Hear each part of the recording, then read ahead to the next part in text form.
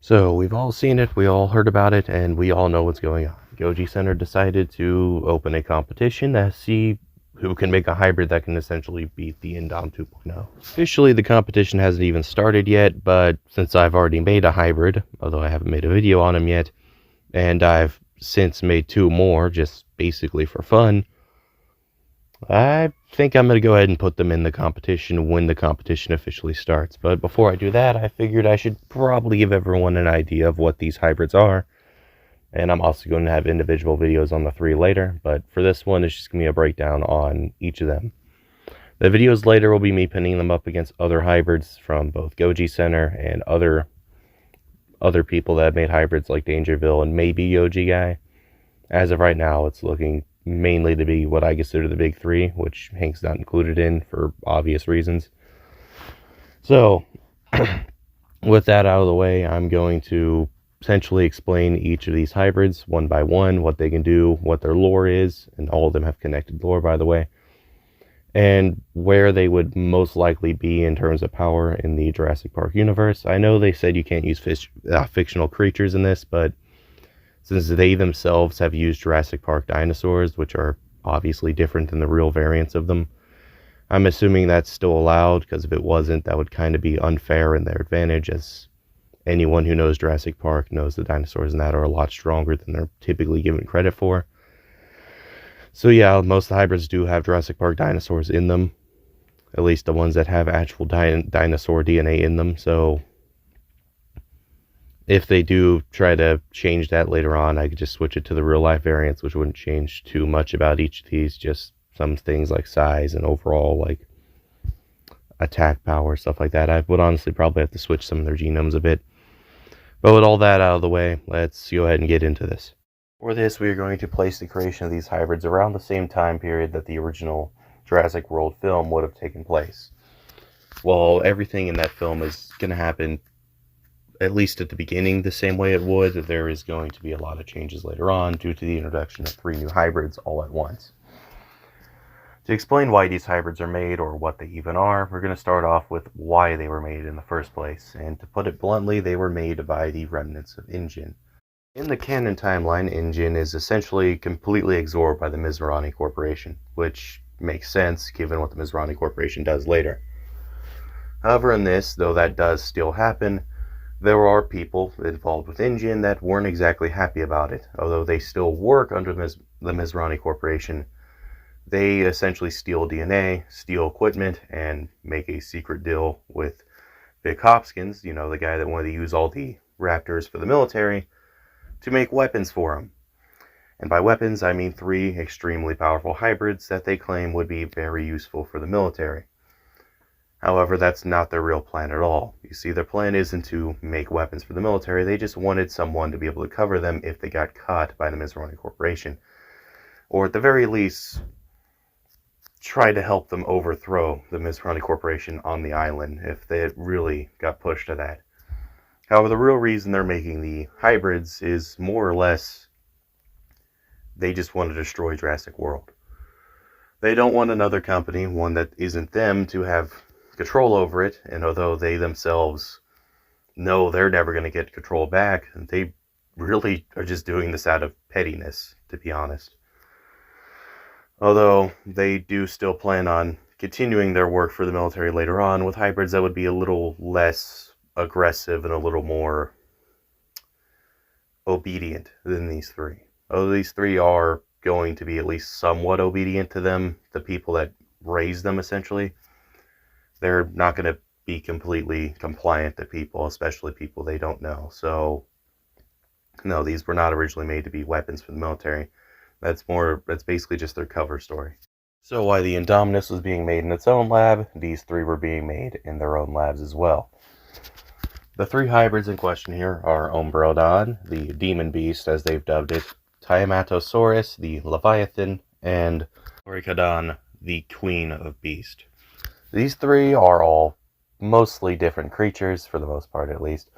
However, they are all raised together and trained together. Although they are completely different creatures, they themselves view each other as siblings. That's something very important for the 3. And although, yeah, that probably wouldn't work for most creatures in real life, Due to the unique genetic makeup of these three and the fact that only really one of them could kill the other two easily if it really wanted to, and even then that's only really true when they're young and not fully grown. They have no desire to really do that, as only one of them is a hyper-aggressive, like, monster, really, and that's the smallest of the three, and also the weakest of the three, relying more on a very complex genome with a lot of extra advantages over other creatures than its raw physical strength or size, although it is still a very large creature, as you'll see in a little bit. So with that out of the way, and the fact that these three are not hostile to each other, at least unless they're like starving, as they view each other kind of like siblings, not like the Indom views its sibling, obviously, but like more or less how a human would view a sibling in a way. They're not going to like try to brutally murder each other. What even are these hybrids, and what is their whole deal as creatures? Well, to get that started, I'm going to start off with the first hybrid, Umbraodon. Standing roughly 17 feet on 4 legs and around 19 on 2, Umbraodon is made pretty much to just be the start. Let's see how far we can push evolution within a singular creature until it becomes too complex to actually function. To break down Umbraodon's biology and overall genome, let's start with what is kind of his base, the American lion. Although he's far larger than this big cat ever was, his overall body shape is, for the most part, at least relatively similar to it. With this cat giving him both amped up jaw muscles, large retractable claws, powerful back legs, and also adding strength to his front legs as well. And just overall helping with a muscular but not overly heavy build. His front legs / arms are amped up even further with the DNA of a chimpanzee. Now, I could have used a bonobo instead of a chimp to make him a little less aggressive and also more of a team player, but this hybrid isn't really meant to work with other hybrids well, other than the ones it was raised with. And even then, out of the three, he's going to be the most loose cannon-y out of them, as he is by far the most aggressive. So, yeah, the chimp arms essentially help him swing his arms way stronger and with a lot more force. He also now walks with his knuckles, essentially knuckle walking, kind of like what the Indominus 2.0 does.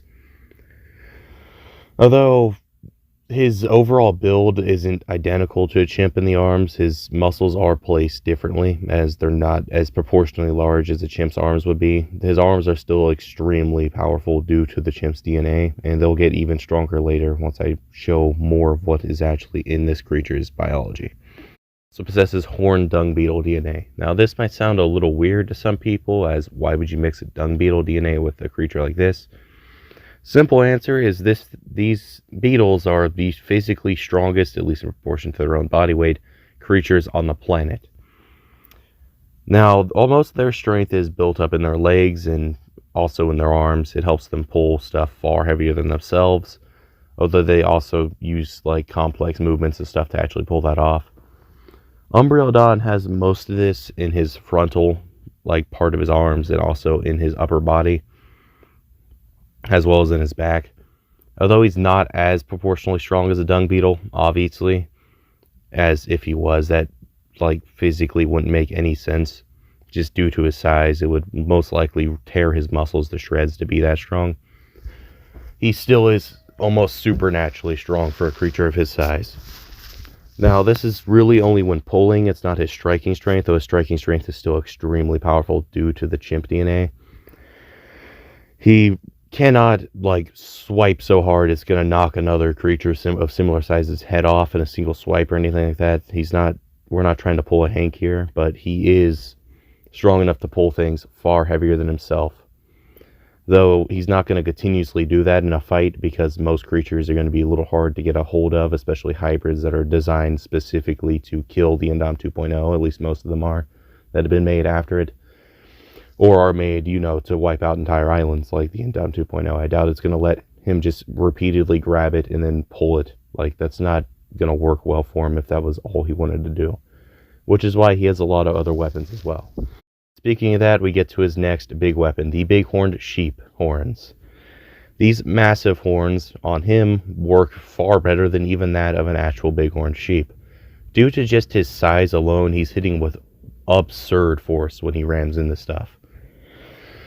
And these horns will get even stronger once I bring up the shrew DNA. Although shrews themselves really only have the iron in the teeth, this creature was fed extreme amounts of iron throughout his entire life as to amp up his overall effectiveness as a creature, and also due to a weapon that you'll see later that would require high iron amounts in his mouth, horns, and claws. And yes, he has those in his retractable claws as well. But back to what I was talking about, these horns, these iron-tipped and basically iron-coated horns, are far superior to any real ramming horns you'd see in nature just due to that alone. Oh, the iron does make him overall a lot heavier than most creatures are in real life. He isn't necessarily always moving around at high speeds. In fact, outside of combat, he's not going to be ramming randomly for no reason, obviously. Although he is slow when moving outside combat, in combat he is still decently fast just due to the makeup of his genome. Although he's not as fast as something like a lion would be. If a lion was scaled up to his size, he's still fast enough to catch creatures off guard for a creature of his size to be moving like that.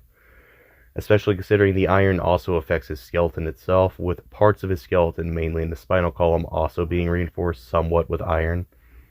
Although his entire skeleton isn't iron or anything, as that would be just completely unrealistic, he still does have some iron reinforcing in other parts of his skeleton as well, just due to his sheer size and just how hard he's going to be hitting things. He would require that in order for his bones to not snap like twigs. In his jaws, he also has snapping turtle DNA. Originally, I was going to use an alligator snapping turtle because I felt that made more sense. However, as I want his bite force to be as strong as it possibly can be, we're going with a standard snapping turtle, as their jaws are actually a little stronger proportionally than an alligator snapping turtle. Now, I know there's going to be a problem automatically, is a lot of people are going to assume this is going to be a lot like Hank, as Hank's jaws were part Delunculus, and also part, I believe, Spinosaur and T-Rex, and Indominus actually, so a lot of things, and biting down would crush its own jaws. He doesn't really have this problem, as he isn't biting like an American lion would, per se. He's more so biting like an actual snapping turtle. And although he does have a almost supernaturally strong jaw, it's also iron reinforced, and he also has DNA from a rubber tree, which will come into play even more later once you realize what else he has. But yeah, the rubber tree DNA in him, it seems a little odd, but it adds sort of like a rubber protection fat thing around his muscles and both his jaws and other parts of his body. This not only adds to his durability, as his coating is extremely durable to shock and blunt damage, but it also acts as a shock absorber to his own bite, so he doesn't, shatter his jaws against each other. And his beak, like his teeth, which are rather small and are only really there for obvious reasons, as he needs to have those. If he's part lion, you can't really just get rid of the teeth outright. The teeth are more so fused with the jaw itself, and are kind of just one big iron blade on his mouth. It's important to note that his jaws and horns and claws aren't pure iron. There's just a lot more iron in it than something like a shrew would have, due to how much iron he was being fed during his upbringing as a hybrid. Now, as to why he's as big as he is, he has both bison and Tiamatosaurus DNA within him. Tiamatosaurus, for those who don't know, is basically just a really big bill dinosaur, and bison obviously is just what it's essentially the North American buffalo is the best way I can describe it. So yeah, those two, although neither one is as big as he is, he's also, genetically modified to be bigger than he realistically should be, because that's what a lot of hybrids are, like the Indominus as well. He's going to be bigger than he logically should be off his own genome. He's not too much bigger, actually, because the Tiamatosaurus is very large even in real life, but he is definitely bigger than that, especially weight-wise, due to his genetic makeup of the bison and stuff like the American lion adding so much muscle mass and just volume to him that he completely dwarfs the duck-billed dinosaur he's based on. And that also gives him a tail similar to a duckbill dinosaur, which helps with his stamina. Although the tail's not necessarily a good weapon or anything, it does help him move better, and it helps with his balance a lot, especially due to how heavy and dense he is as a creature. Despite being shorter than stuff like the Indominus 2.0 on four legs, he is significantly heavier just due to the sheer volume of his mass. Like, he's extremely built dinosaur-like creature. Like, he's a pretty dense creature. His muscles are partly insect based in his arms, so like that alone is gonna, and not to mention all the iron and stuff in him, he's extremely heavy. He's not so heavy he can't move, as he can still, ram things and run for a short burst. He can't really keep that up for longer than like a few seconds. But due to that and the shrew's endurance and higher adrenaline rates, he is still capable of moving decently fast in combat. Just outside combat, he is a pretty slow creature for the most part. Now on to his brain makeup. His brain makeup was specially genetically designed, just like all these other hybrids, to be mostly separate from a lot of his other traits. Although necessary instincts were purposely kept, a lot of his brain makeup is a kind of mishmash between Troodon and human. And yeah, I said human. He isn't smart enough to talk or anything, so before you think this guy is going to be another Primatus Rex, no, he's not speaking English. Although he can understand human languages for the most part, he himself just can't replicate them. He is roughly as smart as the average adult human. Now, by smart, I mean problem-solving abilities. I don't mean he knows math and stuff like that. He's just as smart as a human would be in terms of problem solving, then the Troodon DNA helps with that as well. He's not smart enough to speak or communicate like a human could, although he does understand that and does have his own ways of communicating with other hybrids, such as his two quote-unquote siblings. But he is smart enough to use weapons, as he does have opposable thumbs due to the ape DNA. He can use weapons, like the sharp metal pull that Indominus 2 has. He could do that same thing if he wanted to. He can understand how stuff like fire and like even some electronics work. Like he would know how to deactivate security systems by just breaking the breaker. He would understand that fire isn't something you want to run into, and he would understand how to weaponize it. He understands stuff like that. He has a kind of like understanding in the same way like a wild human would have. Though he's not the brightest when it comes to combat, as he is sort of hyper-aggressive due to the chimp DNA also playing a major part in his brain, making him extremely territorial and violent. He isn't like so dumb that he isn't going to play it smart if he's like losing in a fight. He's going to learn how to use tools and weapons in combat. And he actively will if he has to. Now, on to the stuff that borderlines on the absurd for him. His special abilities or special weapons. X Factors, whatever Goji Center's calling them now. He has two very strange abilities. First comes from electric eel DNA. Obviously, an electric eel, the way it works is that it has special organs that produce pretty impressive amounts of bioelectricity for a creature of its size, honestly. Now, he has organs like this spread throughout his body through very complex genetic modifications to him. These organs are in both his arms and legs towards the bottom. They're very small in his arms and legs, only really able to produce enough shock power to stun smaller creatures like an Allosaurus or something along those lines. Not necessarily enough to instantly kill anything. He also has similar organs on the top of his head and near his skull, which is where that rubber tree fatty coating comes into play, as that stops it from, shocking his own brain or anything like that, due to the rubber canceling out most of the electricity. His horns, when electrified, do produce a far more potent shock. Oh, and he's not going to do that consistently, as doing that would take away from his most powerful shocking ability, which is that of his jaws, in which he has organs in the back of his neck and also kind of just going up through his neck and even in parts of his back that supercharge his iron jaws to bite down with obscene electronic power. Now, scaling up the electric eel organs up to his own size and accounting for how many are going to be playing a part here, even on the lowest calcs I have for it, he's going to be biting with enough electricity essentially to kill stuff larger than an elephant. So, would this instantly kill the Indominus 2.0? maybe. It's definitely going to hurt her regardless if he does land that bite. Only if he misses, obviously, he's going to need a cooldown because he can't keep doing that. Because that much electricity flowing through any living thing is going to be a major problem. He could very easily kill himself if he tries to spam that through weakening the coating around his vital organs and basically electric chairing himself internally, which would be not a great thing, obviously. But if he does bite down on something like the Indominus's skull, or even on her neck or chest, yeah, he could pretty easily kill her in a single bite. That's assuming he's able to get that off, as that much electricity is literally going to have sparks and little, almost like bolts. You would be able to tell that it's highly electrified as he's about to bite, and the Indominus, I'm assuming, is smart enough to tell that she doesn't want to get hit by that in general. So there's always the chance she could dodge, as she would be faster than Umbraodon by a pretty significant margin, but this isn't really a video talking about how he would do against her. This is more so talking about him in general. And after all, if Umbraodon does get picked in the contest, Goji Center is going to have their own take on it. I'm sure they're going to find some pretty significant weaknesses in the first hybrid I made.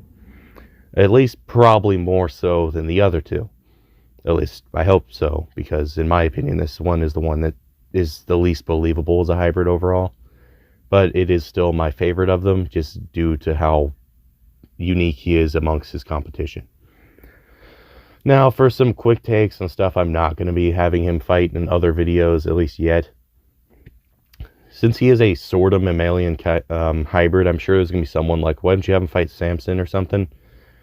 I don't think I had to explain why he isn't doing well against Samson if you know who Samson is. Samson's significantly larger than him, and there's literally no way he could even hit Samson. Even if he got the electric bite off, due to Samson's size alone, the odds of that actually killing him are 0. And then also, Goji guys, Hank, since both of them are obscenely complex and have some borderline supernatural powers, who do I think would win there? Well, if we're throwing away realism for a little bit, Hank's punches would be extremely dangerous, even out of the water. Again, this is throwing away realism, as realistically he would blow his arms off. But at the same time, is he going to be able to get a punch off before he gets bitten in the skull and he's gone? Not to mention that the ram is also enough to shatter bones on even large dinosaurs. So I don't think even a Hank that is given his extreme power and stuff would actually be able to do much against Umbraodon in a 1v1 fight. I'll have far more in-depth conversations about how Umbraodon will do against a different hybrid. Another one by Goji Center. If you know Goji Center is, then you know exactly what I'm talking about. Their upgrade to the Ultimasaurus.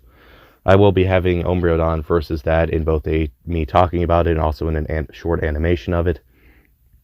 That will be a different video all about that later. For the last part on Umbraodon, we have his most out there ability. This comes directly from the Bombardier Beetle, and unlike the Bombardier Beetle, which if you know, this thing shoots acid out of what is essentially its ass. The acid spray from Umbraodon doesn't come out of his backside or anything like that. It comes directly out of his mouth. The reason he's able to withstand boiling hot acid coming out of his mouth is mainly because his mouth is coated in a similar way to the organ that holds the acid within the Bombardier Beetle, and the chamber that actually handles the explosion within the Bombardier Beetle. It's designed in a similar way to that, with similar coatings and a similar texture to it, towards the parts that are going to be the most affected by the acid. This isn't something he would use consistently, as it's still acid blasting out of his mouth. It's going to weaken his teeth over time if he overuses it. It's going to even damage the overall, just everything in his mouth would get burned over time if he spammed it too much. In fact, he has to time out the burst of it in order not to burn himself, just like a Bombardier Beetle would, as not timing it out would literally start to cook his jaws. The acid spray he sprays is obviously larger than that of a beetle because he's just huge. The explosion is actually formed from two separate glands within his body, far larger than that of the beetle. held near his chest, behind his rib cage, and in a similar, they're basically like behind where his lungs would be. They're placed in a way where they won't affect any vital organs, but they also do sort of weaken his overall muscle mass, which doesn't really matter due to how much muscle mass he has. So they're out of the way of actually internally harming anything. They're also protected from the electric organs due to the same fatty coating that everything else has, the fat/rubbery coating that is over most of his organs to stop, his electric bite from frying them. The acid spray has pretty decent range, blasting out several dozen meters every time he uses it. He can control how much he's shooting out in the same way you control how much you spit or stuff like that. He's consciously able to either fire a small amount of acid or shoot literally all of it he can produce in a single blast if he really wanted to. Bombardier acid is as hot as boiling water, and it burns things that it can also affect with your respiratory system and definitely mess with your eyes by essentially blinding you.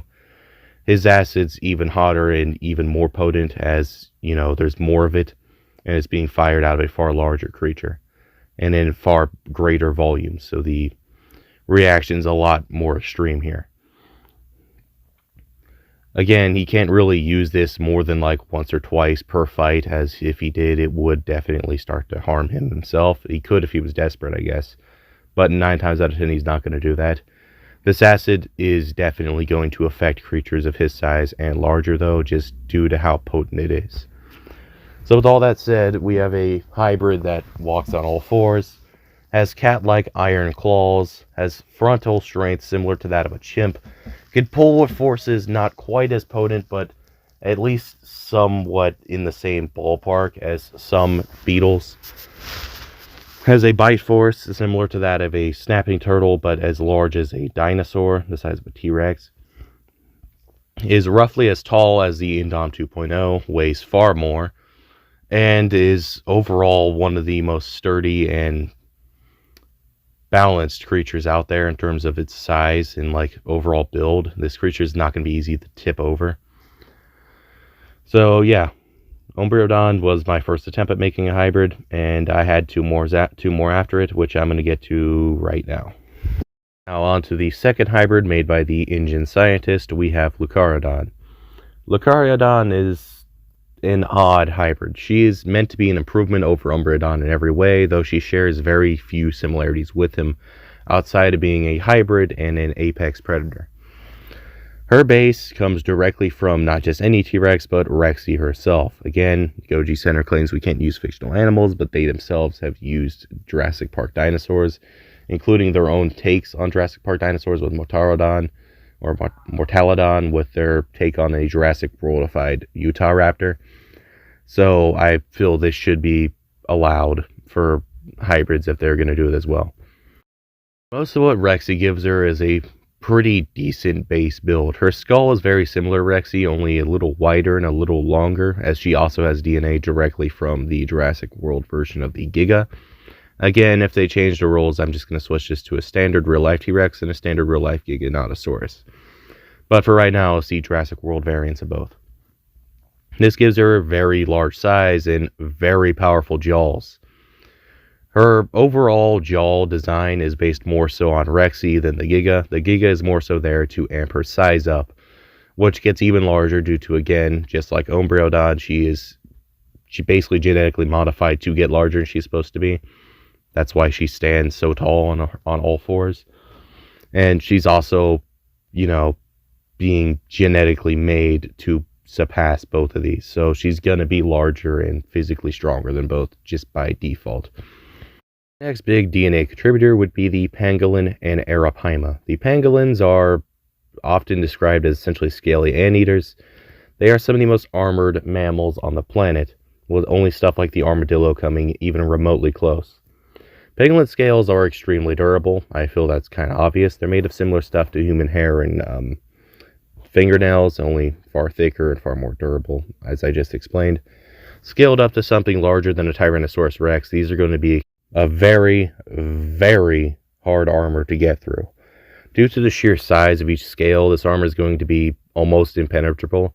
The only downside is that this almost entirely protects the upper and back of the creature as well as its tail. However, where this creature seems to lack armor on its lower body, it actually doesn't at all, as the Arapaima scales come into play there. Arapaima scales aren't necessarily as thick as the pangolin upsize scales would be. They're still practically bulletproof. They're stronger than bulletproof vest, and these were also used on the Umbraodon, or whatever it's called, the Indoraptor 2.0 that they had. And on something as large as a Tyrannosaurus Rex style creature, it's going to be even more durable and even harder to get through. Essentially, Loricaodon is almost impossible to damage unless you have a bite force strong enough to get through scales stronger than stuff like most metals. So that alone makes her practically a tank. And to make this even more impressive, both of these creatures' scales are a lot lighter than they actually look, even when upscaled to a Tyrannosaurus Rex, so she's still able to move relatively fast, even with that much armor on. It wouldn't be like something like an Ankylosaurus or a crocodile's little bony armor. This stuff's actually pretty light, despite what it is. As for her arms, tail, and overall limb strength, we have both spider monkey DNA and Megatherium DNA. Megatheriums, or giant sloths as they're more commonly known, were very strong and very dangerous creatures, actually, despite being, sloths. Spider monkeys have tails that are prehensile and can actually support their own body weight. Well, the same is arguably not going to be true for this hybrid due to her sheer size. Her tail is very long and very strong, capable of wrapping around opponents and swinging them around if she has to. And due to these long and very durable arms, due to the armor, she's going to be a very dangerous creature with her long limbs, not even counting the fact that she's also going to have claws very similar to that of both a pangolin and a Megatherium, meaning she's going to be able to hit you with some of the largest claws in the animal kingdom, scaled up to something as large as her. With all that taken into account, she's a very dangerous creature already. She's essentially a T-Rex on all fours that's also armored and is larger than any real-life specimen would have been. She only gets deadlier when you look at her head and skull. In her jaws, she also has Smilodon DNA, which not only makes her bite even stronger than it already was, but it gives her two not oversized but still very large saber-like teeth. These two fangs are going to be essentially insta-kills against anything she bites down on. Due to the sheer size of her skull, even a dinosaur as large as the original Indominus wouldn't be able to really survive getting bitten down by this, just because the fangs are so long. They're going to be ripping through everything vital that it hits, and it's going to hit something vital due to the size alone. So that right there already makes her extremely dangerous. It gets even worse with her brain, which has human DNA in it, just like Umbraodon. She's just as smart as Umbraodon, if not slightly smarter. However, unlike Umbraodon, she's a lot more docile towards smart creatures. She's not going to eat a random human for no reason. Whereas Umbraodon, I didn't really go in depth on this, but Umbraodon's an asshole. He will torture and play with his prey like an orca or a house cat would. He enjoys inflicting a lot of pain for virtually no reason. Whereas Loricaodon really couldn't care less. She's just trying to survive. Although her and Umbraodon can work together and were raised as siblings, their personalities couldn't be any different. She's just a creature trying to live like a creature. He's basically a psychopath. So there's a big difference there.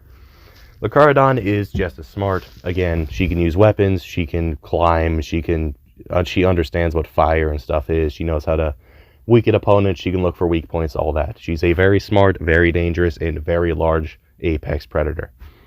Unlike Umbraodon, she doesn't have any crazy special abilities. She relies more on her brute strength and intelligence to bring down any opponent she comes in contact with. And then finally, to the third and final of the hybrids I made, we have Tiamatosaurus, the largest hybrid, to my knowledge, existing currently. Although weight-wise, I think Samson might still be larger. I'll have to recheck once I show the official weights in the end of this video. But yeah, this massive leviathan of a creature is essentially built to be a ultimate predator. The strongest and largest predator on the island by far. His base comes from mainly the Spinosaurus we see in Camp Cretaceous, which is the same one from Jurassic Park 3, by the way, and the Leviathan whale. Now, he isn't really as heavy as a Leviathan whale, at least he shouldn't be. I guess he could technically be because he is a little longer than one, but he is still massive in comparison to any real-life theropod or most hybrids, excluding Samson, because he's literally built to be a living tank. This monster is going to stand roughly 27 feet on all fours. The reason why he and Loricaodon seem to be of similar size on all fours is because the posture difference. This guy's hunched over. He kind of moves and walks like a fiend from like the Witcher series, only even more hunched over. He's definitely not at his full height. On two legs, he would stand significantly larger than Loricaodon would on two legs. Loricaodon has her neck up. This guy has his neck down. Loricaodon is also like not even half his weight. So like he's definitely taller despite both of them having basically identical heights in normal posture. Outside his main base DNA, he also has Thesiosaur DNA, which gives him very long and very strong claws. He also knuckle walks, just like Umbraodon, due to his massive arms. Which the reason he has massive arms like that is because he also has Bonobo DNA, which already adds even more strength to his already very large and very durable and very strong arms. Meaning that he's going to swipe for basically unseen amounts of power for a creature like him. No theropod in history would have swiped with the amount of just raw power this guy's going to hit with. Also possesses Mosasaur DNA, which amps him even further in his underwater capabilities and just adds even more to his raw bite power and his overall build, leaning even more into a aquatic or sort of amphibious theropod-like creature, despite him not actually being a theropod. Again, he walks on all fours. And to make sure he's just as durable as the other hybrids, he has Arapaima DNA as well, making him essentially entirely coated in extremely durable, flexible, and basically bulletproof scales. And due to just his raw size and sheer power, he's going to have even thicker scales than an Arapaima would. And even thicker scales than Loricaodon would. And she's already almost impenetrable. She already has basically impenetrable armor. And then just to put the cherry on top of his already pretty insane genome, he has human DNA in his brain just like the others. Though he is definitely the dumbest out of the three by a pretty significant amount, he's still smarter than most dinosaurs would be. And he's not as smart as a human, but he's still in the same ballpark as something like a dog to a dolphin in terms of intelligence. He could still use weapons if he wanted to. He just would prefer to use his own biological weapons. And it might sound a little odd, but he's actually the least aggressive out of the three. Even less so than his younger sister, Loricaodon, who's already less aggressive than the runt of the group, Umbraodon, who is also the oldest, technically.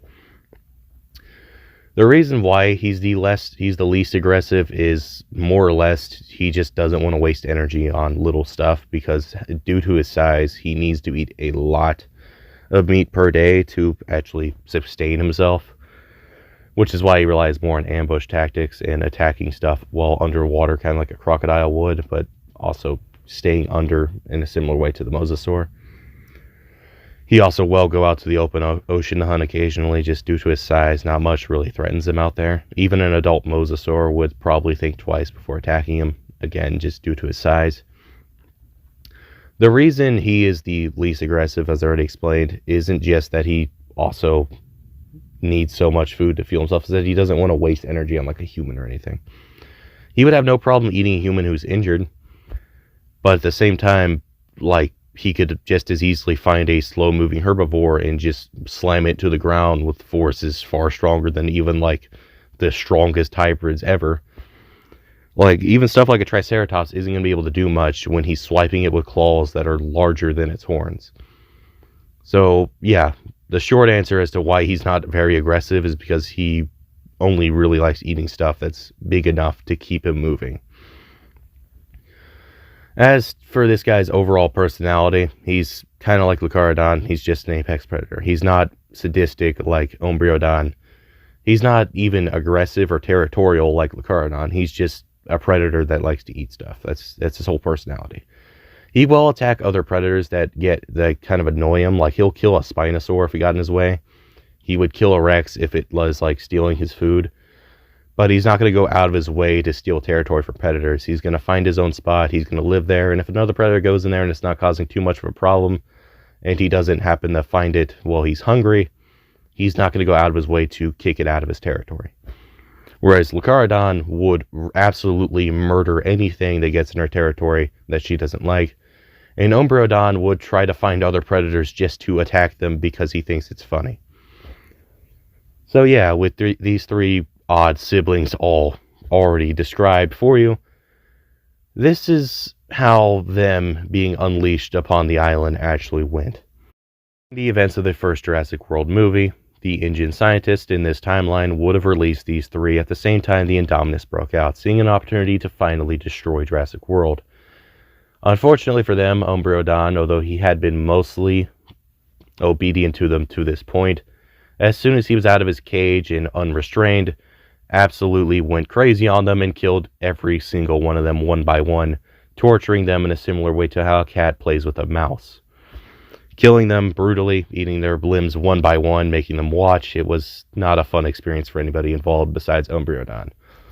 Loricaodon, deciding to leave her siblings behind for a bit, decided to go ahead and claim her spot as the apex predator of the island, knowing that her older brother, Tiamatosaurus, didn't really care for such a title or care for such a really responsibility.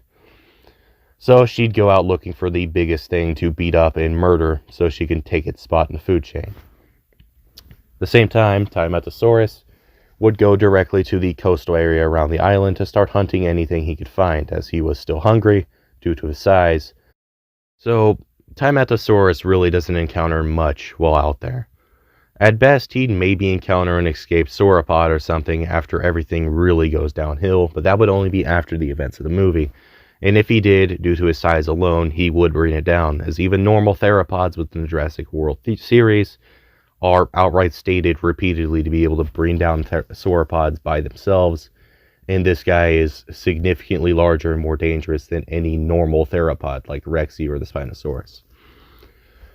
As for Loricaodon, she has a couple options here. She could either run into something like Rexy after the events of the film, where Rexy would be out and free, or she could happen to run upon the Indominus Rex while it's out. There's also the chance she runs into some of the human characters, but I don't think I have to really explain how that would go. She's so armored the bullets would do nothing, and once she gets shot at, there's nothing stopping her from murdering everything. And although I don't think I even mentioned it before, she has shrew DNA as well in her fangs and teeth and stuff, so her metabolism is a little crazy. Not as crazy as an actual shrew, but she still has to eat a lot more than something of her size typically would have to, which makes her, again, more aggressive than the much larger Tiamatosaurus, who lacks that DNA. The reason the InGen scientists would have not given him that DNA is because they knew a creature of that size with shrew DNA is a recipe for disaster. So they even debated giving it to Loricaodon in the first place, as realistically she doesn't really need it, but iron-tipped and iron-coated massive saber-toothed fangs on a T-Rex monster is cool, so they just said screw it and did it anyway. So yeah, she's going to run into something, and most likely she's probably going to run into the original Indominus. Now, how would an encounter between these two go? Well, Loricaodon is significantly larger than the Indominus right off the bat. She has far greater range, and she has a far superior bite force. Not to mention a tail that could fling the Indominus around, and armor that would make any real damage the Indominus could inflict almost impossible to actually get off. Not to mention she's arguably smarter than the Indominus herself. So yeah, I don't think the Indominus really stands a chance here. Not to mention that, she can use weapons as well. Loricaodon is perfectly capable of ripping a tree out of the ground and swinging it like a baseball bat, or using a sharp metal pole as a spear. So yeah, if she encounters the Indominus, odds are she's going to kill it and take its place. As for Umbraodon, who, after murdering all the scientists that were essentially his parents in a way, he's going to go off and just start killing stuff because he thinks it's amusing, and also because he's probably hungry due to how much shrew DNA he has. Although Umbraodon doesn't need to eat insane amounts of food, I mean, he's still eating a lot. He's not going to, like, wipe out the ecosystem in a day. He can time out his kills and even go into sort of like a brief hibernation-like state. Not really hibernation, but more so just him not using a lot of energy for a while, so his metabolism slows down on purpose. He's still going to have to eat a decent amount of dinosaurs per day, at least around his own body weight, to keep himself functioning. He's going to slowly start to take his place as at least the secondary apex predator of the island, as I don't think Rexy stands a chance against him in a fight. Sure, she's larger, arguably. I mean, well, larger in terms of, like, volume, as she is longer. She weighs significantly less. But in a fight between the two, I don't think she's going to be able to get a good enough opening to actually bring him down, whereas he could ram into her with enough force to essentially take her out of the fight instantly. Also, his electric bite would be fatal to her. I don't think I had to explain why. If they encountered other smaller predators, I don't think they're doing well either. Like, I don't think the Baryonyx or Carnotaurus are doing very well against any of these hybrids, especially something like Loricaodon, who would pretty easily snap them like twigs. And again, sauropods, the only one I think was struggling with sauropods is Umbraodon, due to him being the smallest of them. But he's still the same size as, he's bigger than any theropod within the Jurassic World franchise, and they can already kill sauropods. So I think he would stand a decent chance of bringing down at least one. Although, obviously, if one of them was to stomp directly on him, I don't think I have to explain why that would probably kill him. So, over the course of the film, they would essentially take the Indominus's place, with Loricaodon most likely ripping the Indominus apart with her bare hands, and they would become the new threat to the island. I don't think the humans stand a very good chance here. Even if they had the attack helicopter out, I mean, Loricaodon could throw stuff at the helicopter with enough force to bring it down.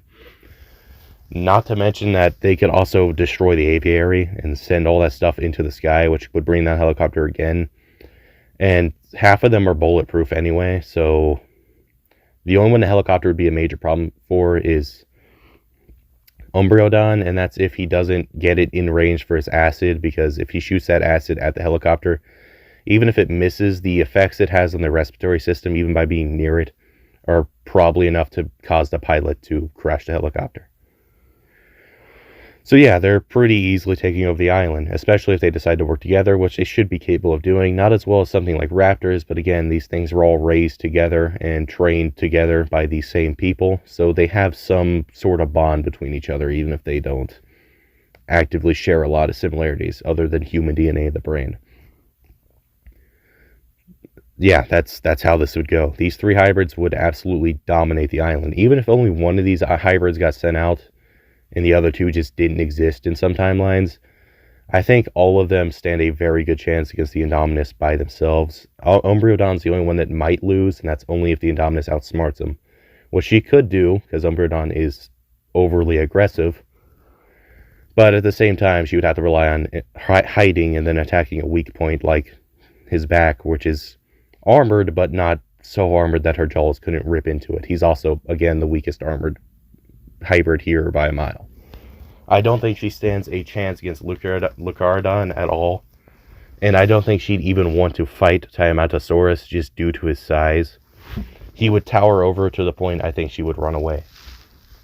He's essentially a theropod as big as a sauropod. She's not going to want to do anything against that. And if they did fight, one swing of his claws would unironically probably split her in half. So, yeah.